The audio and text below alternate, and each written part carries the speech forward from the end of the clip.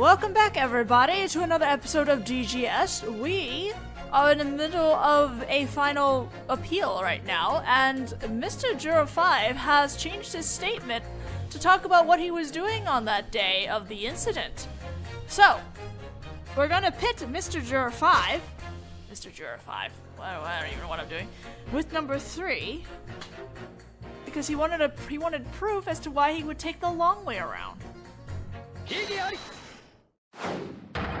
There's an obvious contradiction between these two claims. Contradiction, you say? Explain, defense. How can I be the one getting pointed at? What's your problem? Let's get this over with already. Why is my 3DS jumping here? Juror 3, if I may. Yes. What is it? I believe there was a very important implication buried in Juror 5's statement just now. Let's take the opportunity to study the map once more with those words in mind. On the day of the attack, Soseki-san had made some purchases at this bookshop. And on this day, Meisham Road was being dug up due to construction. In other words, if he were coming home from this used bookshop, the defendant wouldn't have been able to reach the boarding house using this road. You're right. What do you think, Mr. 5? Well, I guess that's true. See, we smashed up the bricks that make up the road and made a hole about 2 yards around. 10 out of 10 snobby lords and ladies decided to take the long way around in order to avoid it. Then, that proves it. If the defendant wanted to return to his boarding house, he would have had no choice but to take the long way. I suppose he would have. Do you suppose he would have? Juror 3, earlier you stated the following. There's no way he could possibly have a reason to take the long way. However, it seems that there was a reason after all. You're right!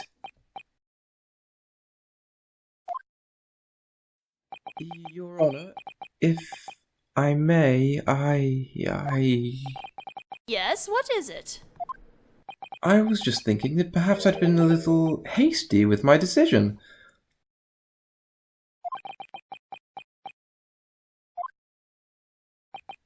I'd like this trial to continue a bit longer.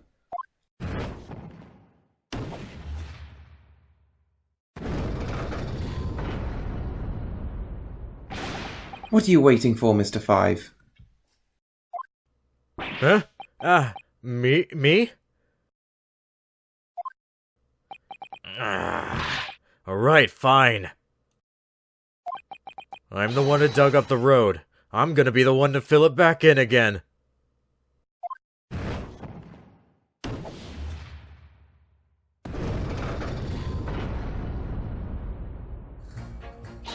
You did it, Naruhodō-sama! That was splendid! Your decisions changed. And that means the situation has changed too. Yes, now the jurors will have to think things over again. Did I really make the right decision? It's incredibly important. If only there were one other clue that might help dispel the doubt surrounding Soseki-sama. Then these decisions that were handed down based on little more than gut feeling could be overturned. You're right. Let's do this. Prosecutor Von Zieks wants this trial to end here. I have to prevent that at all costs.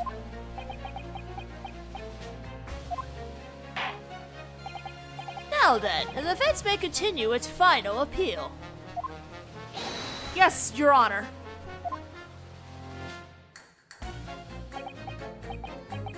But that's a statement change now. He also changes the statement, but I do not unfortunately have a translation of the updated statements, but it doesn't matter at the moment. This guy!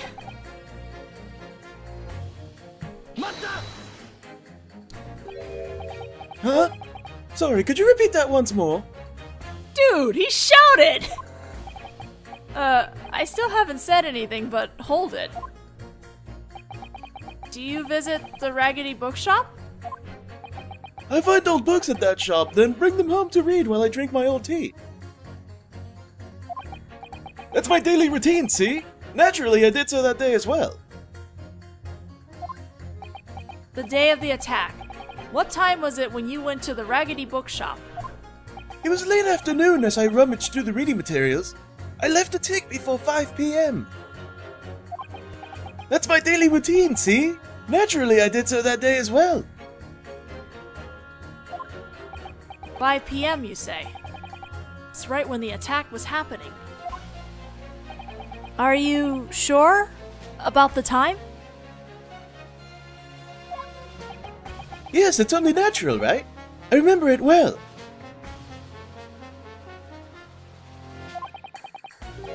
You see, something terrible happened to me that day. Something terrible? Calabash Road is a narrow little street, and it was completely iced over. I slipped on the walkway just after it stopped snowing and fell. Knocked out cold I was. I saw my wife in heaven beckoning to me. One moment, please. Did you say Calabash Road? Of course!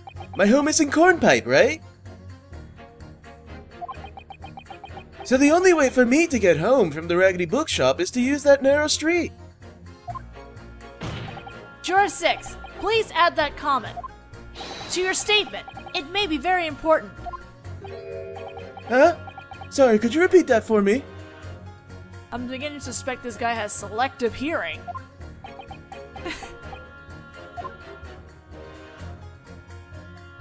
You've managed to change 2 jurors' decisions so far.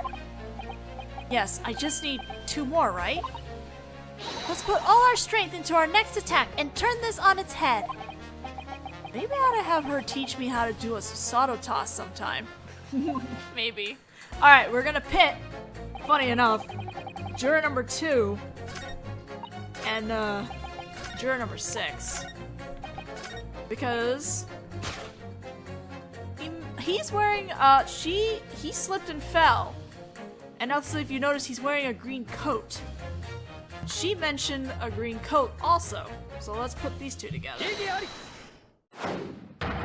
There is a clear contradiction between these 2 claims. Contradiction, you say? What do you mean? Do you mind, Juror 2 and Juror 6? Certainly. What is it?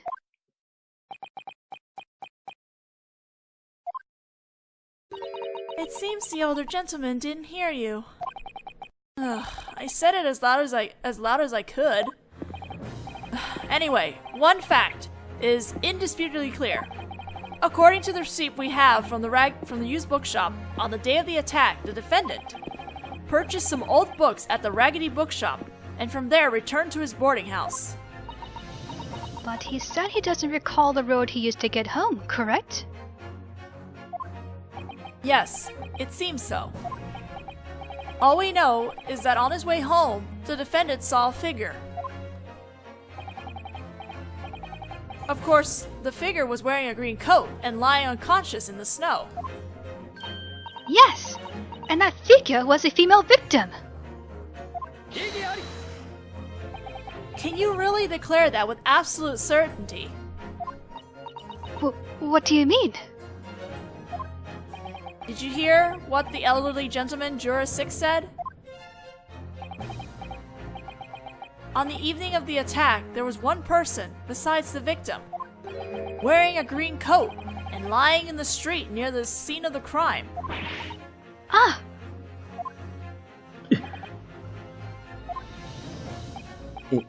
It can't be. Yes, naturally that person was the hard of hearing, Juror 6, sitting right there. So then, does that mean the true identity of the green coat-clad figure the defendant saw Was that grinning green grandfather over there? It certainly seems plenty possible. You see, that old man there has a similar physical build to the victim. Oh. Dear Lord. Huh? What was that? Could you speak up? Bless you, old man. And the important part is the place where that green coat-clad old man had fallen. Calabash Road. If the figure the defendant saw collapse before his eyes was this old man, it would mean that Soseki-san had taken the long way home from the used bookshop that day. And if that's true, then naturally, he couldn't possibly have traveled along Briar Road. Eek! Oi, Gramps! What's this about you wandering around in a place like that? And not only that, but wearing a flashy green coat. Honestly! What did you say? You got a problem with the elderly wandering around town and slipping and falling? Am I not allowed to wear one of these trendy green coats? Hold it!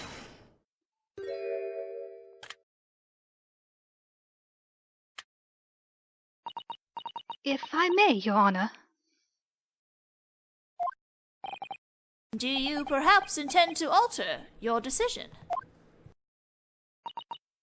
Yes. I will change it to not guilty.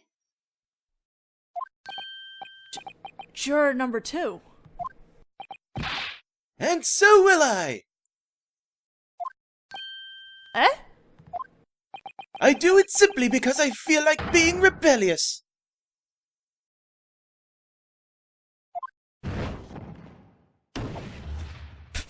Of course.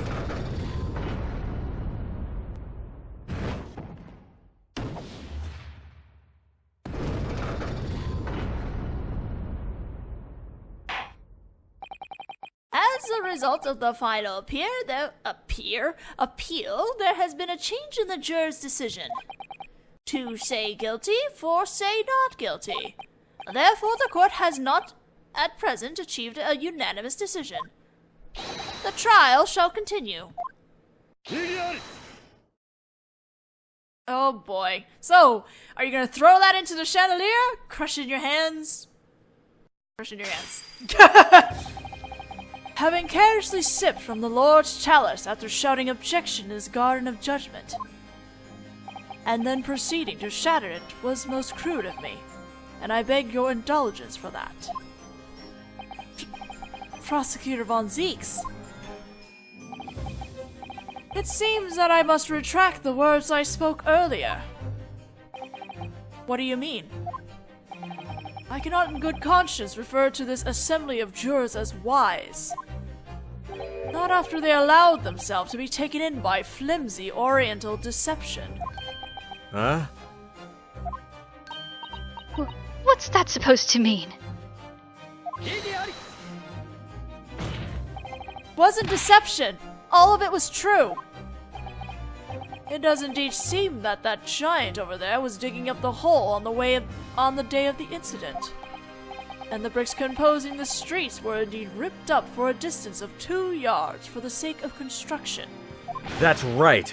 They ran me into the ground that day for a measly 5 shillings. Incidentally, Oriental exchange student, do you know how long 2 yards is? I have a feeling it's actually 2 meters, but hey. Well, to be honest, I have no idea. 2 yards would be... Oh, I guess it is yard in this one. Did Britain use the yard and inches back then? I thought they used a meter system back. I don't know. Okay, history, whatever. I'm getting sidetracked here. 2 yards would be just a tad shorter than 2 meters. Shorter than 2 meters? I expected to be more than that. In other words, it is possible to jump over the area that was being excavated. Isn't that right, giant? Huh? Well, I guess that's true. Is it yes or no? My goodness. What? Did your construction workers close off the road you were working on? No, don't be absurd. With a hole in the road, carriages can't pass through, and the snooty lords and ladies all choose to take the long way around, but the slum kids just jump right over without a care in the world. As far as I can see, the defendant is neither a lord nor lady. It's perfectly natural to think that he might have hopped the mere 2 yards and wandered back to his boarding house. Ah! Do you suppose? Consider the fact that the books the defendant had just finished purchasing were scattered about the crime scene. There can be no doubt that he used Briar Road to return to his boarding house. Crap, he's got a point. Also, old man. Oh, you mean me? You fell down on Calabash Road at 5 p.m. on the evening of the murder. Was there, at that time, the figure of a suspicious Japanese man behind you? I'm not sure. I can't say I remember too clearly. You don't remember? I don't think it would be much of a gamble for me to say. The defense cannot prove that the person the defendant saw was this old man. Ah!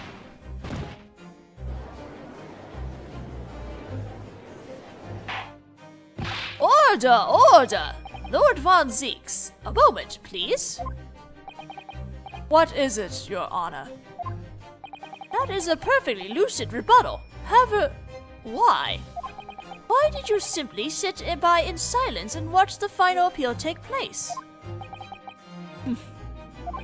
I merely wanted to show this exchange student who hasn't yet managed to rid himself of his tourist mentality just how easy it was to sway the jurors' hearts and minds.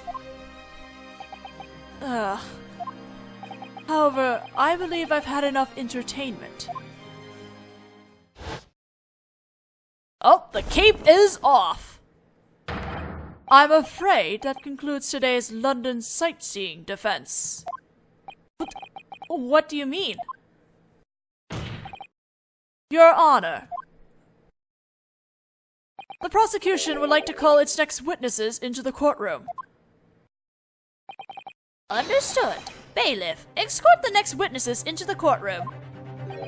Next witnesses. Naruhodō-sama, we've been told numerous times that there was an eyewitness to this incident. Yes, I believe we heard that the witness was a Scotland Yard beat officer. The next witness, of course, must be that beat officer. But we have more than one witnesses. No matter what sort of witness shows up with what sort of testimony, I'll keep believing in you, Soseki-san, until the very last moment of this fight.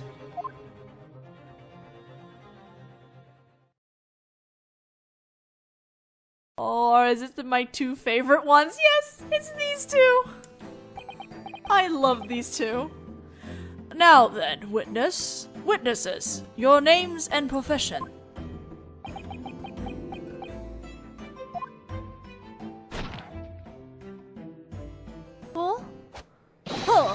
The name's Patrick O'Malley. I patrol the city on my beat. Oh, Pat, you are falling asleep on your foot. Oh, on your feet, excuse me. And I'm Lola O'Malley. I'm this town's hero's wife. Oh. Is everything alright? Oh, quite. Actually, we just got married. And recently we celebrated our first anniversary.